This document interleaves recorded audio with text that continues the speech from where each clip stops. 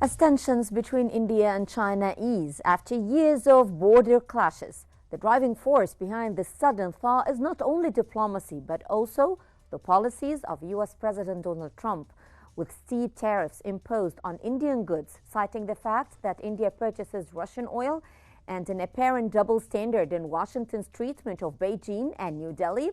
India has been pushed to reassess its alliances. The result, of course, has been a dramatic realignment, with New Delhi and Beijing discussing troop withdrawals, reopening trade routes, and resuming flights.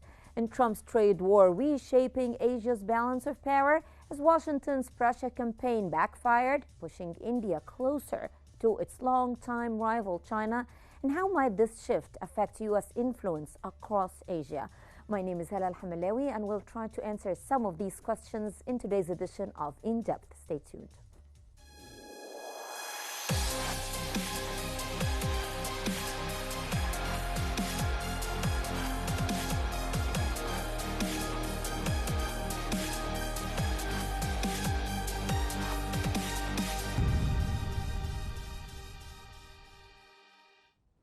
According to The Guardian, India and China have hailed steady progress in repairing their fractured ties after a visit to Delhi by top Chinese diplomat Wang Yi, with both sides agreeing to resume trade links, direct flights, and cultural exchanges, as well as work towards resolving their Himalayan border dispute. The warming relations come amid a global geopolitical shakeup driven by Donald Trump's tariffs. Earlier this month, Trump announced an additional 25% tariff on Indian imports over its purchase of Russian oil, bringing punitive U.S. tariffs to 50%. Delhi has called the move unfair, unjustified, and unreasonable. Indian Prime Minister Narendra Modi stressed that they respect each other's interests after meeting Wang, while China's foreign ministry said that ties had entered a steady development track. Analysts told The Guardian that Trump's tariffs and a perceived reduced U.S. presence in the Indo-Pacific had accelerated efforts to stabilize India-China ties, though fundamental differences remain.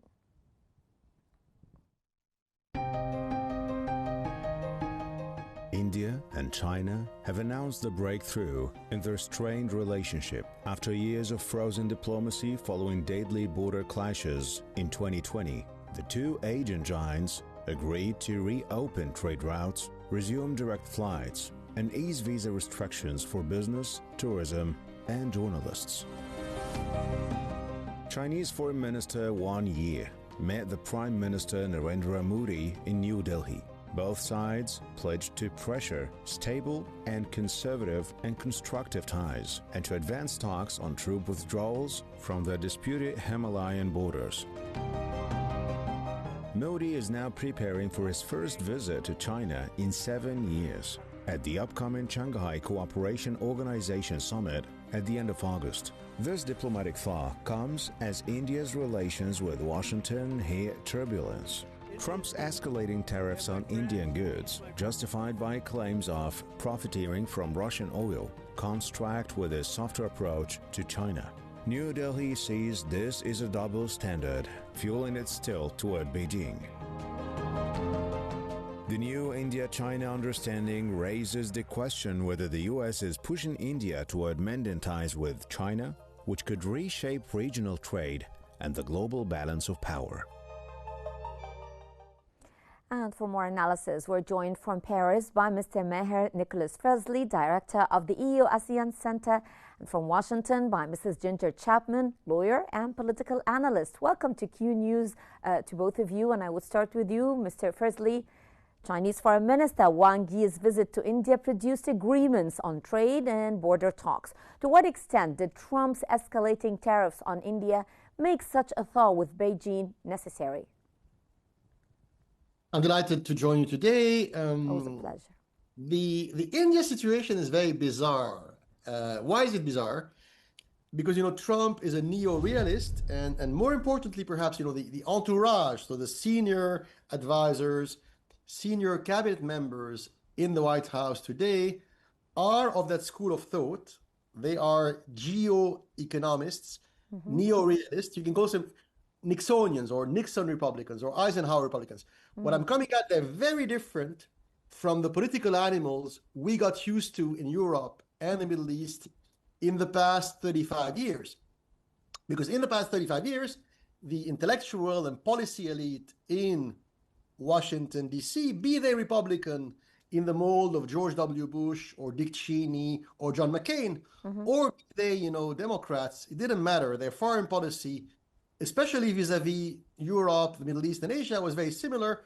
To make a long story short, you can call them neocons, right? Neoconservatives or liberal hawks. They were all the same, vis-a-vis India, vis-a-vis China, vis-a-vis Israel. They held very similar opinion. So there was stability in the eyes, at least of the Asians and the Europeans. You could understand what they were doing. And when Trump entered the White House in his second term, so in February of 2025, it was a very different kind of Trump. Because unlike his first presidency 8 years ago, the big difference today is Trump got rid of the Bush-Cheney, country club Republicans, neoconservatives inside his own party. He got rid of people like Mike Pence, Mike Pence and John Bolton. He completely got rid of them. He purged the FBI and the CIA and the State Department and the Pentagon of all the neocon Republicans and liberal hawkish Democrats. So it's a new kind of Trump. Now he can be Trump. He can be a neo-realist. Okay. So if you're a neo-realist, you look at Asia, you look at the world, and you say, okay, now what is the new great game? The Middle East is irrelevant. Europe is irrelevant. There's a new great game. And these people are very focused. They're aggressively focusing on one issue, which is the techno-industrial military race with China. So they believe there are only two superpowers left, and it's China and America, and Russia being a pivot nation. So that's why Trump wants to have good relations with Russia, because just like India, just like Malaysia, Russia is an important pivot nation, but it's not a superpower. There are only two superpowers left. So this is the logic of Trump. Okay. In that logic, you're supposed to be nice to pivot nations. So you're supposed to treat the likes of India, Malaysia, and Russia nicely, because you don't want to push them in the arms of China. But this is not what happened. This is not what happened, which brings me to Ms. Chapman. Now, what happened is that Trump imposed steep tariffs on India while extending a tariff truce to China. How much did this perceived, I would say, double standard push New Delhi towards Beijing? Yes. Well, first, Hala, thank you for having us today. Greetings to your viewers and to your other guests. And this, on its face, does seem curious. Why is Trump punishing India when presumably our adversary is China? And Trump is kind of playing a game here. He is really relying on India, on Prime Minister Modi to exercise restraint, and for India to recognize the past 25-year relationship, the building of trade and relations between America and India. So in a sense, Trump perhaps feels like he can get away with these punitive tariffs on India, and India is just going to wait and see what happens. Unlike China, who right off the bat retaliated with a 125% tariff, export ban on rare earth minerals to the United States. So China immediately plays hardball with Washington. So Trump is picking up a little bit of the slack with India. And he's using India in light of a great deal of other complex geopolitical changes that are happening right now. First of all, we know that India has their own problems with China, the conflicts along their incredibly long 1,000-mile border. India also has a $100 billion trade deficit with China. This is aggravating to India because they want to export more to China. At the same time, they are getting the input materials from China for the finished goods they need to export to other countries. So they are reliant on China. At the same time, they want to correct their trade deficit. The other thing India has going for it, actually a couple of things. One, India is very embedded in our American immigration system. India gets preferential treatment with H-1B visas. With many different kinds of visas, we rely on India for an educated white-collar workforce to come in. India is viewed as a democratic country, so they're not a threat to America. Also, India, interestingly, during the Biden administration, Biden actually requested India to buy Russian oil to absorb the Russian oil and keep global oil prices down. So Biden asked India to buy Russian oil, did not count on India turning around and reselling that oil at a great profit, which of course makes sense. So there are many things going on also with respect to the oil, because the two biggest issues with India are energy and trade. So with respect to the oil, if the Ukraine-Russia situation resolves itself anytime soon, if Trump can fix that, then the tariffs on India because of buying Russian oil, that goes away. So India, Modi, they're being very patient. They're waiting to see. This is a good strategy. India has a lot of support in the United States, and we are counting on India to help us contain China. So right now, we need India. Mr. Fursley, now Modi describes stable and constructive ties with China as essential for peace. Is this a signal that New Delhi is being forced to hedge against Trump's unpredictable trade war? So I think what the Indians are doing, because they have no choice, right? There are only two big players, right? It's only China and America. So if America puts pressure on you, it's classic game theory. You have to either align with China or pretend, and perhaps that is what Modi is doing, right? Pretend that now you are mending fences with the Chinese and you're welcoming the Chinese at the highest level. Why do you think this is pretending? Well, because in game theory, you send signals. So America is not. So America is China's enemy, rival, whatever. And America is kind of India's friend, but it's offering now India tough love. So it's pressuring India. And so poor India has no choice but to at least go through the motion of saying, if you push me too hard, don't do it, please, Donald. If you push me too hard, I will embrace China all the way. So this is what's happening now. Yeah, it's happening now. Can see now. They're sending signals. So what's happening to India is unfair. So in my personal opinion, what's happening to India now is unjustified, unfair. It may go against the long-term interest of America itself. There's one reason, I think, why Trump is doing it anyway. It's the following. So we now live in the age of geoeconomics.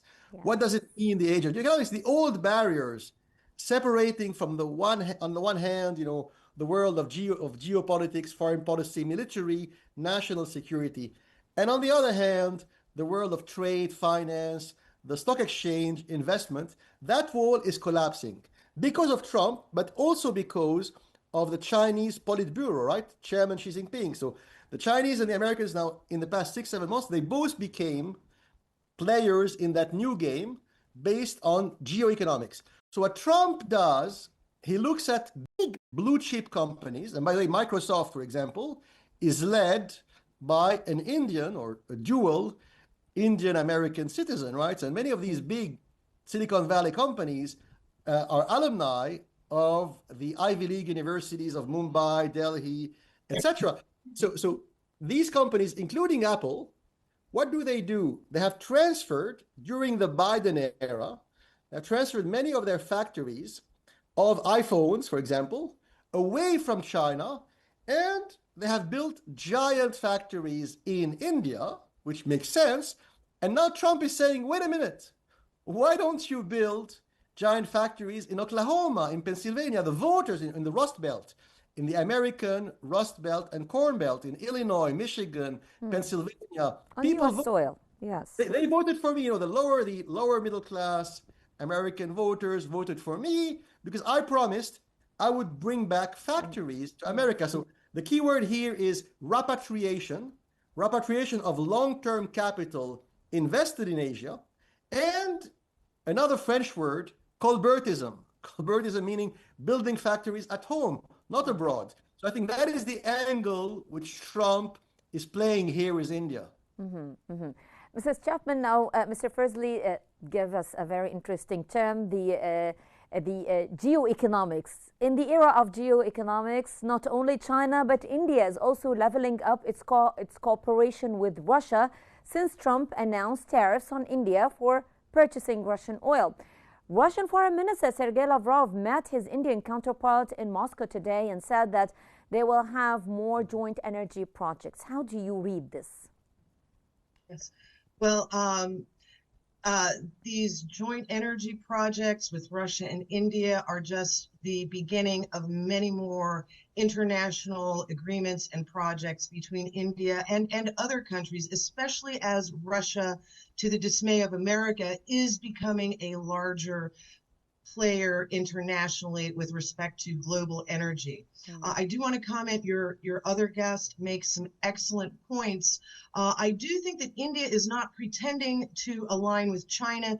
India has been very consistent for decades that they want to be neutral. They want to trade with all parties. They do not want to take sides against any country with other countries. So India, Prime Minister Modi has been very consistently, they want a policy of neutrality and equal trade with all countries.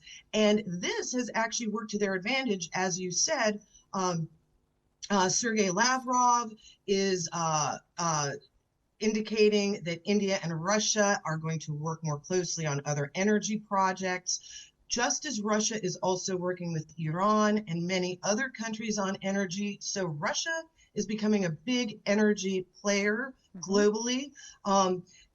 India is also attending the Shanghai Cooperation Organization this year. India met with President Xi in Russia last year.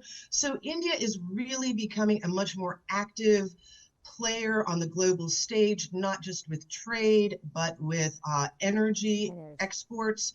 And this is one more sign that as the United States is less able to bully and intimidate our trading partners, as the world becomes a more multipolar, multinodular world, that India is one of the countries that's going to play a greater role. First of all, their population has surpassed China.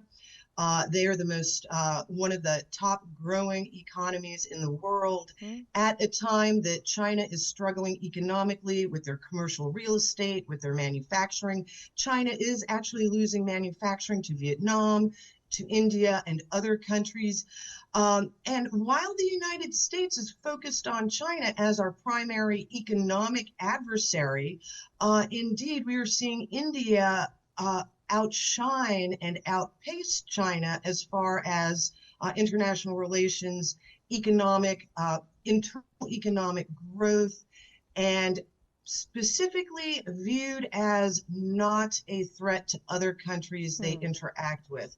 So the world is changing very rapidly. Countries' roles, geopolitical and economic alignments at this time. Yes. Mr. Fursley, while Donald Trump imposed an additional 25% tariff to a total of 50% on Indian goods, citing its continued imports of Russian oil, he has not instigated similar actions against China, the largest buyer of Russian energy. Why has Trump spared China the harsh tariffs that he imposed on India? Very simply because he thinks he can afford to be aggressive with India and he thinks he cannot afford to be aggressive with China, because China, as soon, remember 2 months ago, as soon as Trump hinted that he was serious about slapping very high import tariff on the Chinese, the Chinese Communist Party, central authority called the Politburo Standing Permanent Committee, they met for 1 day nonstop in Beijing, which meant that it was a very serious crisis. And the next day, they told Trump bluntly, you know what? We are going to reduce drastically the amount of rare earth minerals we're exporting to America. And 2 days later, Trump yielded. What does it mean? So we're now witnessing a power play, a very brutal, cynical power play. It's every man for himself. So the only way to withstand pressure is to be able to retaliate aggressively if they pressure you. India cannot do that. Russia can do that to some extent. And China is the only country in the world which can say, no, I'm going to retaliate, so you better back off. Something I want to say quickly, I'm aware of time. So if you look at the flag of modern India, which is founded in July 1947, there is at the center of the flag something called the Ashoka Chakra. So on the one plane, you could say, oh, it's beautiful, it's romantic. The Ashoka Chakra is about Hindu and Buddhist theology, ancient culture. But it goes deeper than that. It has two meanings. And the other meaning, and the founding fathers of India were very self-conscious of that. The other meaning, that wheel symbolizes a modern industrial spinning wheel. That is the other meaning of the Ashoka Chakra. It has nothing to do with Hinduism or Buddhism. It means we want to be a modern industrialized nation, because when India was a British colony, they were repeatedly humiliated by the Europeans.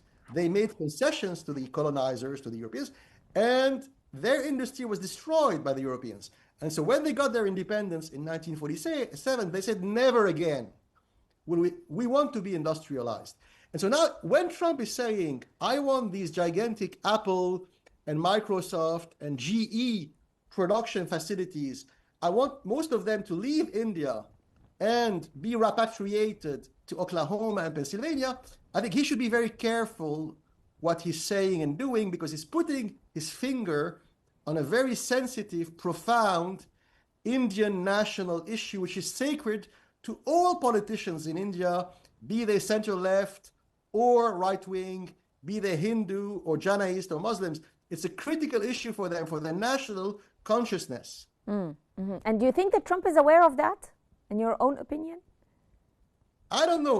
Usually, as you well know, I often explain and defend the Trump White House perspective. But here, when it comes to India, when it comes to Trump, we don't know. Exactly. I often defend the White House, but here, when it comes to India, I'm not sure what they're doing is super smart. Okay. Mr. Chapman, U.S. trade with Russia actually increased under U.S. President Donald Trump, yet India is criticized for doing the same. Has this selective targeting damaged America's credibility with India and accelerated the thaw with China? Well, actually, many of the events that have happened in Donald Trump's presidency, and even before during the prior administration, have damaged America's credibility, especially recently, the perception that America cannot keep its word, that we may not be agreement capable when it comes to military negotiations. However, we do see that Modi, New Delhi, India is playing the long game. They have been engaged in 25 years of increasing in depth and meaningful trade and economic interaction with the United States. It appears that Modi is stepping back, taking the long view, playing the long game, seeing how things play out with Donald Trump, because Trump is only going to be in office another 3.5 years. a lot can happen in 3.5 years, but in the long run, this is just a drop in the bucket of time over the longer economic relation. Also, we do see that as India is a rising power, they are becoming more involved in the Middle East. They're presenting themselves to America as a stable, reliable partner to achieve American goals in the Middle East. That remains to be seen because we do not know what our own goals are there at this time. However, India is becoming a bigger player in BRICS. And as the global South economy increases and overtakes the United States, then America does have to face the geoeconomic reality and global trade. We do know that we are not Trump wants to bring investment and factories back to the United States. With respect to the recent Apple trying to build iPhones, it became immediately apparent after Trump suggested that Apple said the iPhones would double in price if they were manufactured in Oklahoma. So they were looking at other things such as building data centers, things that are, they're looking for other investment opportunities in the United States. It's not going to play out the way President Trump thinks it will because the global economy has changed greatly over the last 10, 20 years. Exactly. And in this global economy, India is rising. They're poised. And the United States does need India and positive economic and political relations, especially to counter China and our adversarial relationship with China, and that remains to be seen. Of course. Mr. Frizzley, what do you think Trump's strategy will be in the next stage as India, the United States' long-standing counterweight to China, is moving closer to Beijing? I agree with Dr. Chapman. So I think, the Indians play a very long game. After all, the game we call chess was born on the border between northern India and Persia. So they are really chess players. That's a fact. They think they will outlast President Trump. And to be honest, I think, I'm slightly less severe than Dr. Chapman. So I think the foreign policy, the military strategy, and the economic and industrial policy of the Trump White House, in my personal opinion, is much better than Joe Biden's or Hillary Clinton or George Bush. So he's doing things which I think are smarter than George Bush and Clinton and Biden, because I think the neoliberal globalization was dying anyway. It was dying slowly. So I think what Trump did, he only accelerated an unavoidable phenomenon. Of course. Now, I agree, not everything can be repatriated to Oklahoma and Pennsylvania and Kentucky, only part. And this is where Trump should be delicate when dealing with the likes of Vietnam, not only India. We have similar situations in countries like Switzerland, a huge investor in American tech and high-tech and pharmaceutical industries. Vietnam, India, perhaps President Trump has been too harsh on them, and he needs to find a balance. Not everything can be smartly repatriated to America, only half of it, it's enough, and the rest needs to remain in Switzerland and Vietnam and India. And so that's why maybe Trump's last move was too aggressive, and it needs to find an equilibrium point, a good calibration. Okay. Mrs. Chapman, if Trump's policies continue, is it fair to say that he may be remembered as the U.S. president who drove India and China closer together after decades of rivalry? Yes, well, Hala, what we've seen is President Trump has shaken up and realigned many countries' political relations. We see that he has inadvertently strengthened BRICS and alternative banking, alternative trading, and currency systems. So Trump wants to be remembered as a man of peace. We see that Trump desperately wants a Nobel Peace Prize. We've seen Pakistan, other countries calling the Nobel Committee. However, Trump right now, he is trying to rework the post-World War II Bretton Woods economic military powers relations. He's trying to disrupt the old trading bloc Yes, but Mrs. relationships. Chapman, when it comes to India and China, is it really about peace here? Well, inadvertently, India and China have deep-seated, long-rooted problems, and I do not think that America and Trump's actions itself will be enough to overcome those problems and drive India and China closer together. However, the relationships are changing organically, much as India's growing economy and economic rise and political rise is organic and happening naturally. We see Trump is more artificially trying to force and bully changes in the economic relationships. Yes. We do see BRICS, India, China, Russia, just by nature, they are going to grow closer together. They are forming greater economic cooperation, and they are forming institutions and structures like SIPs, like the alternative banking systems. So inevitably, they are growing closer together. Yes. The danger for America is not just our bullying driving other countries closer together, but also at the same time alienating ourselves and isolating ourselves from the rest of the world because of other political controversies that we will not go into right now. I get your point. I get your point, and I'd like to thank you so much, Mrs. Ginger Chapman, lawyer and political analyst, and I'd also like to thank Mr. Meher Nicholas Frisley, director of the EU-ASEAN Center. Thank you so much, both of you, for the enjoyable and thoughtful interview. Thank you so much. Ladies and gentlemen, this concludes today's episode of In Depth. My name is Hilal Hamalawi. Thank you so much for being with us. Stay tuned. The top stories coming up next.